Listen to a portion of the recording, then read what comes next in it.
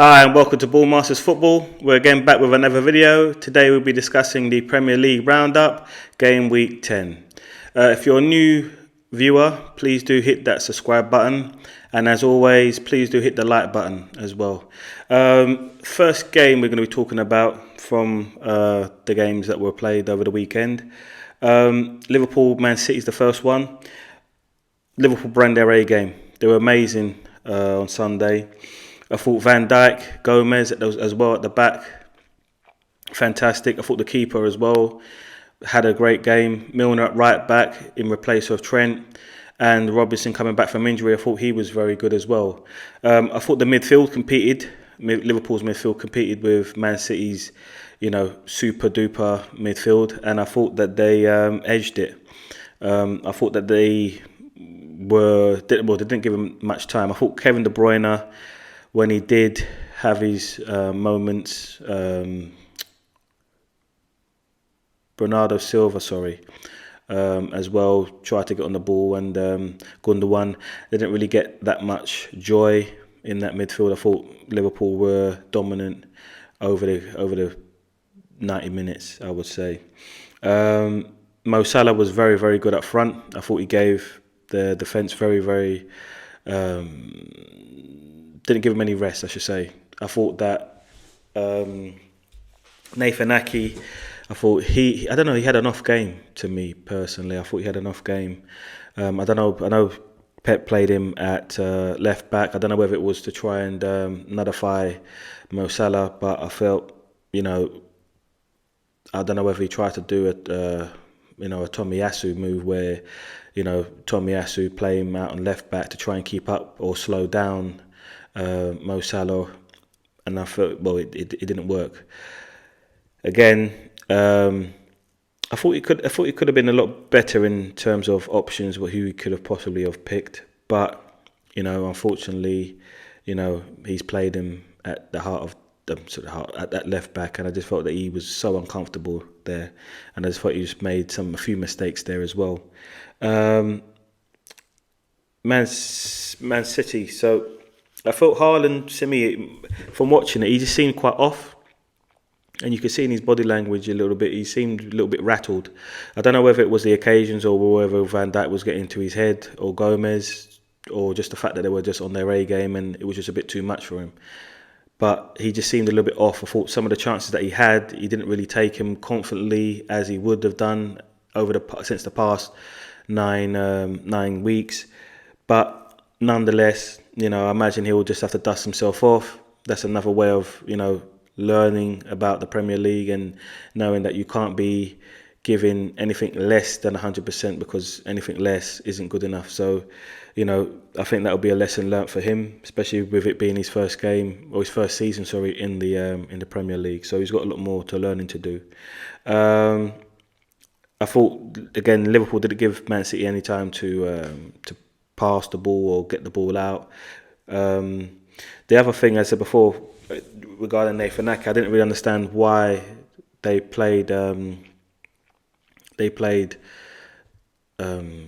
Nathan Ake at left back and Cancelo at right back. I felt that there must have been at least a better addition that they could have put there instead of putting Nathan Ake there. Again, I just felt that he just didn't seem comfortable, and I thought it was a liability. I felt as well, the other thing was I thought Cancelo surprisingly had a bad game. I thought he was the result of the winning goal that Mo Salah scored. I just didn't understand that the ball's coming in and you're quite far off Mo Salah for a start, and then for you to try and think that you're going to try and nick it, because again, if it goes wrong, if you miss it or you mistime it, especially when you're at the halfway line, to commit yourself so far up the pitch. And then if it goes wrong, Mo Salah's with his speed has got all that space one-on-one with the keeper, which he did have in the end, and he scored. So I felt he should have maybe given Mo Salah a bit of space and at least then try to delay him as best they can, to at least wait for teammates to come and then maybe nick it. But I think the best thing you want to do is maybe slow him down, because again, he'll be facing his goal, and at least then you just want to try and delay him and try and get as close to him as possible without him turning. But I think he just tried to nick it. He got spun, and then you know, 1-0 to Liverpool. So I think they should have done a little bit more with that. The next game that was over the weekend, Arsenal Leeds, 1-0 to Arsenal. In terms of Leeds, Siniteria, I think his name is. I think I might have got the name wrong, but I thought he was very good for Leeds on the front foot from the opening game. I thought he gave Arsenal a lot of trouble in that game. I thought Aronson and I thought Jack Harrison were very good as well. I thought Jack Harrison was just playing in that number 10, just behind the striker, and I thought he was getting a lot of joy. He was, playing, switching play, and I thought he was trying to thread balls through. So I thought he was very good. I thought surprising, so I had to try and look him up a bit more. Again, that's the first time I noticed him. I thought he had a really good game, as well as Aronson. So I thought Arsenal going to Ellen Road, I thought it was always going to be a tough game, regardless of the form that Leeds were in. I just feel that Leeds at home are a decent, strong team. So I think that for me, if you're not on your A game, you could easily, it could easily be a draw. You could lose the game. So I'm glad that Arsenal got through that. I think it was more of a smash and grab, if I'm being really honest with you. I don't think Arsenal was at their fluent best. But nonetheless, when you're not at your best, if you want to win the league or you want to get into top 4, these are the type of games that you need to win. And even though you're not playing well, to get the 3 points still nonetheless. So that was very good. I thought Leeds also had a lot of chances. I thought in terms of, especially the first half, and I thought towards the end, I thought they had a few chances as well. But I thought Arsenal just... in terms of Saka, his finish was very good, into the roof of the net, and I thought it was a good little passage of play from Arsenal. And again, I just don't think we were at our best, but nonetheless, it was a great 3 points from us. I thought defensive errors for me is something that I think that Arsenal need to address and address quickly, because I think it's something that's gradually becoming a problem, if I'm being honest. I know I think it was Tomiyasu, started off with Tomiyasu, trying to play at the back, and then he got caught on the ball, and then you had Ramsdale, Gabriel, obviously Saliba with the handball situation, and I just felt that there's just things that you just might just need to just go, right, let's just calm down and then just start concentrating more, especially defensively, just concentrating more, just being, more aware of who's around you and how to defend properly, and obviously, progress the ball forward through the third, But yeah, I thought it was a smash and grab, and I thought we was very lucky, very fortunate. I think again, you just need to have that over a course of a season. So it wasn't the best performance from Arsenal, but again, we'll take the 3 points. Moving on to the next game, which was Villa versus Chelsea. Chelsea winning 2-0. I thought Kepa he was man of the match for me. I felt that Villa had so many chances in that game. I don't know how the ball didn't go over the back of the net on at least 2 clear chances. I think there was one where I think he might have made a double save, or it might have the second one might have hit the post or the crossbar. But I thought Leon Bailey, Ollie Watkins, Ashley Young had a good game. I still feel that there was a lot of positives from that, especially playing Chelsea at Villa Park, and to still have that many chances, which they did. I think there is a lot of positives, but as you know, as a football fan, you want results. So at the minute they're not getting that. I can see that the frustration from the Villa fans, because I said it's a very good team. I know some of them may want Steven Gerrard out. I know they've got a game against Fulham, I believe on Thursday, I think it is. So I think that could be Gerrard's make or break, if depending on how they do. For me, I think if they do decide to get rid of Steven Gerrard, I think the perfect replacement for me will be Brendan Rodgers. I think he will be a perfect player, perfect coach, sorry, to take Aston Villa forward. I think he might have, in terms of Leicester, I think I don't know whether the motivation might have burnt out a little bit, and I think he might want a fresh start. And I think Villa will be the perfect destination for Brendan Rodgers. But again, moving back onto the game, Chelsea, Mason Mount again on form, absolutely brilliant, 2 goals. I thought his free kick was amazing. I thought Martinez, I thought he shouldn't have stepped too far to his right. I think if the wall's there, you should just trust the wall. You didn't really need to step over to that side. And I think where he stepped over 2 steps to his right, the ball's just flown past him. So I think he has to also take accountability for that as well. Kepa, amazing on the day. I think he kept Chelsea in it. I thought it could easily have been a draw, if I'm being honest. I don't think Chelsea were that great, but they're winning games and they're getting 3 points. So I think that's something that Graham Potter, I imagine, will address and look to improve the overall play of Chelsea, defensively and attacking. So I know he's only been in there for a short space of time, so I know that it's going to be a process. So imagine things will improve over time. I thought also as well, Sterling, special mention to Sterling, I thought he'd done really well. I thought he was unlucky on a few occasions. I thought he caused a lot of problems. I think with him and Aubameyang up top and Mason Mount, I think that could be a good combination there. I think they will get a lot of goals for Chelsea. So let's see what happens next. Spurs versus Everton. Now, as I said before, I've always had my criticism on Tottenham in terms of starting on the front foot, being positive. And I felt that the opening 10 minutes, I was quite surprised that they did start again. That's the second game that I've noticed that they started on the front foot. I thought Song, who was occupying the left side, I thought he was getting a lot of joy from the wing, wider areas, cutting in and putting crosses into the box. So I thought he was very, very good on the day. I think Højbjerg and Bentancur, I'm very, very bad on players' names, so please do forgive me if I do butcher up their name. But yeah, so I thought those two were solid in midfield. I thought Harry Kane had a good game as well, as always. I thought he took his penalty very well. I thought with Everton now, I thought they had some chances in that game. They had some really good chances in that game. I thought Gray and Onana,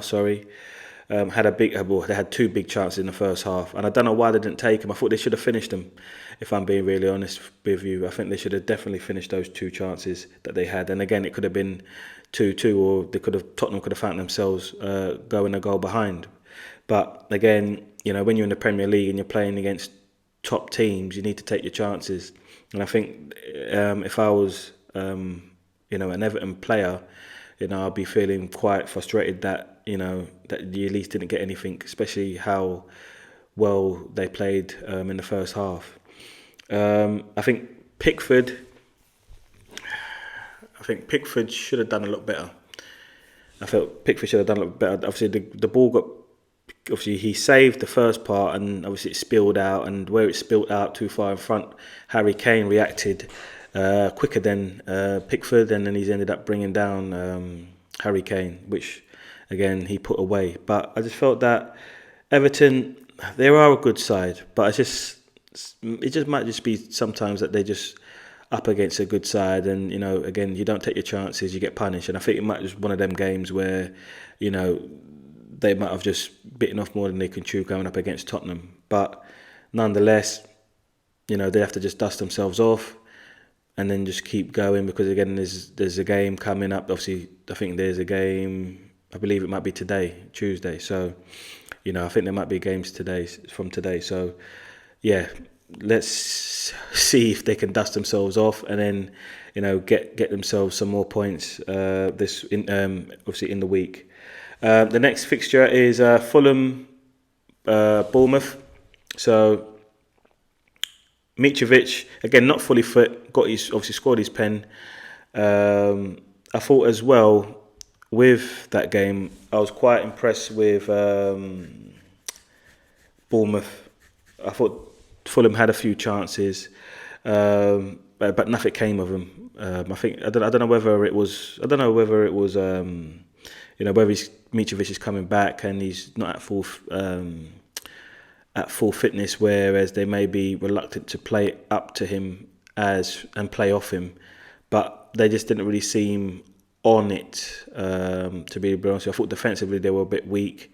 I thought Bournemouth looked the better team over between the two. I thought Bournemouth, Solanke, Billing, Frederick and Christie. I thought those four were amazing for Bournemouth. I thought they played some really good football. To be fair, I'm quite surprised at the job that Gary O'Neill's doing down at Bournemouth. I think he's doing a terrific job. I think you wouldn't be the way that I watched them play against Fulham. You wouldn't think that was the side that absolutely got spanked by Liverpool, and I thought they really, really, really played well. I thought what Gary O'Neill's done as well. I've noticed that they've played Blin a little bit further up the pitch, so he's playing them as a number 10. So now he's getting forward, and I think he's getting on the end of it. So now he's scoring more goals as well. I don't know his stats for in terms of goals and assists, but you can see that he's getting himself on the score sheet recently. So that's only positives for them. And I thought both goals were taken well. I thought Solanke's goal, the inside first time shot, I thought it was a great finish from him. So and as well, it was early in the game as well.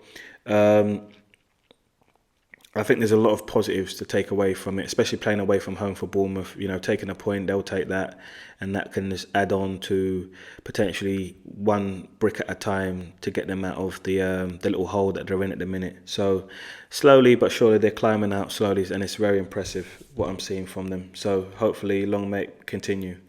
The next game, which was a bit exciting. Sorry, which was a bit exciting. Sorry. It was the other game that was a bit boring. The Manchester United Newcastle game. It was quite interesting in terms of it was end to end. I thought Newcastle had quite a few chances, but let's first go on Manchester United. So I thought the first half they were poor.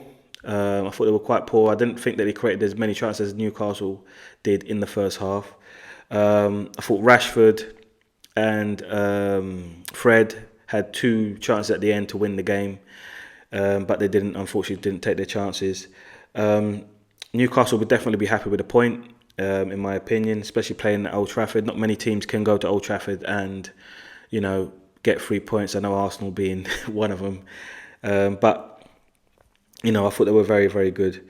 I thought Newcastle had the better of chances, especially with Joe Linton. I think he hit the crossbar, then he headed it onto the post as well. So I thought they had some really, really good chances. But again, I know if I was a Newcastle fan, I know I'd be more happier with the draw than I know the Man United fans will be. So again, I think Man United just need to it might just be a case of I think it was just quite even, and moving on to the next game. Southampton West Ham. I thought it was okay. It was okay. I thought it wasn't as entertaining as I thought it would have been. I thought the two goals coming. I thought definitely Declan Rice's goal was an amazing goal. Absolutely amazing finished from him. I don't think Southampton created as much chances after they scored their opening goal. And I thought it was just West Ham since then. And I thought after they got their goal, I know they got it very, very late on, but you would have thought that they just didn't stop and they just kept creating until they scored. So, fair play to him. I know that they're a little bit shaky in terms of results, in terms of things being consistent in performances, I would say. So I think this is another opportunity that they didn't lose the game, but they got a point nonetheless. So I thought they were the better team overall. I thought they had the more chances, more possession as well over the course of the 90 minutes. So again, I thought they were definitely the better team, even though there was a draw. So, let's see what is in store for them in their next games. Forest, Wolves. Now, I didn't realise. I didn't realise. You know, Diego Costa was going to be the way that he has been. I thought he was going to be, someone that's not going to be much of a presence, and he has been. I thought he's been quite well. Traore, I noticed from watching him, you can notice that Traore on the right, and then you had Nuore on the left. I know he's playing left back, but you notice that now they're starting to crossing balls into the box for Diego Costa to finish, and you can see that they're starting to play slightly differently, and they're starting to use the wingers more. And I just feel that it's only going to benefit Wolves. As I said before, they're a very good team, lots of possession, create chances, and again, it's just someone just to put the ball in the back of the net. And I feel that with Diego Costa, he might give him that opportunity to, maybe grab, 10 goals or so this season, and then maybe, Neves or, from midfield, pick up another couple of goals from there as well. So you're trying to get goals from other places as well as instead of relying it just on the striker. For Forest, I don't think they created that many chances. I thought they lacked creativity in that midfield. I don't know why he didn't play Jesse Lingard. I don't know. He might started Jesse Lingard, as you say. He might be bringing something a little bit different to the table. I know he bring him late on, but I think maybe if he started, maybe he might have, created some more chances, which they're lacking at the minute. I don't know if he come back from injury, mind you. So he could be a player that's coming back from injury, and that's why maybe that's why he obviously came on late on. The only problem is with Forest is that they find themselves bottom of the league now. So they're really, really, really going to have to start getting themselves at the table again. I'm a fan of Steve Cooper. I think he's doing a great job. I think he's a great coach. I just feel that if he wants Forest to stay in this league, or he doesn't want to get the sack from all the pressure of losing, he needs to get the results quickly. And I think he has to try and gel these boys as quickly as possible, because again, the more that they lose, the more it's more likely that they're going to definitely go down come the end of the season. Brentford, Brighton. Ivan Toney's first goal, very good goal. Really enjoyed it. I thought his penalty was, again, spectacular. Sent the keeper the wrong way. I thought their keeper was very good. Brentford's goalkeeper, Raya, I think Raya's name is, made some really good saves. And I think, to be honest with you, I think if it wasn't for him, I think that game could have easily been a draw. I thought he made some really, really good saves for Brentford. I thought Brighton had a lot more possession. I thought they had more shots. But again, they came away 2-0 down. Obviously, a 2-0 loss, sorry. But even though they had all the possession, more shots, more so forth, and I just think sometimes it might just be one of them days where, the other team were just a bit more clinical, even though you had more chances, you had more possession, etc. So, that's just something where I feel that if they just continue to do what they're good at, which is, again, being a good passing team, and again attacking a good attacking team as well at that, I think that they're going to, again, it wouldn't take them long to bounce back. So I don't have any worries or anything like that over Brighton. I think they're going about their business well. I just feel that it was just not really their day. So I just hope that they just don't have too many of those. However, that's the only problem. Leicester versus Palace. Even though that was a draw, I don't think it was as bad.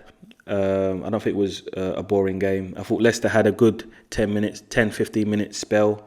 Harvey Barnes and Daka had good games. I thought, for me, I think it's positive signs for Leicester that that they are trying. You can see that they are trying to get themselves out of this mess that they're in. But they find themselves in at this present moment in time. I thought Izzy and Zaha, Edouard had good games for Palace. I just don't think they could have just took their chances, if I'm being honest. I just felt that it was either a final ball that just wasn't there. And I just thought that this need to be a little bit more clinical with their final pass. And I think, obviously, again, more clinical in front of goal. And I feel that once you get those two things right, you're going to get goals. So I thought it was quite. I think a draw was quite even, because I thought Leicester also had chances as well.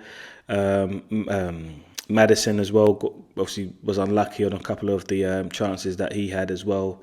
I think he should have done better on one of them. I think the Harvey Barnes passed it to his left, and he wanted it on his right, which again he kind of scuffed. So, again, overall, these games are coming thick and fast. So again, they can't really dwell on, obviously, these losses now. Obviously, there's games this week, so and then there'll be a game again on the weekend as well. So they haven't really got time to moan and to worry, or to drown their sorrows if they have lost. And I think if you're winning as well, you want the next game as quickly as possible. So I think that's the end of the roundup for this week. In terms of how we're going to do it, so we're going to do predictions. The next video, we're going to do the Big Six, Premier League Big Six, on Thursday. So we're not going to do it, because obviously there's going to be games this week, so we're just going to do it on Thursday as normal, and then we'll do predictions again on Thursday as well. All right, thank you for watching, guys, and please do, again, if you're new, please do hit the like button and the subscribe button as well. And until next time, take care now. Bye.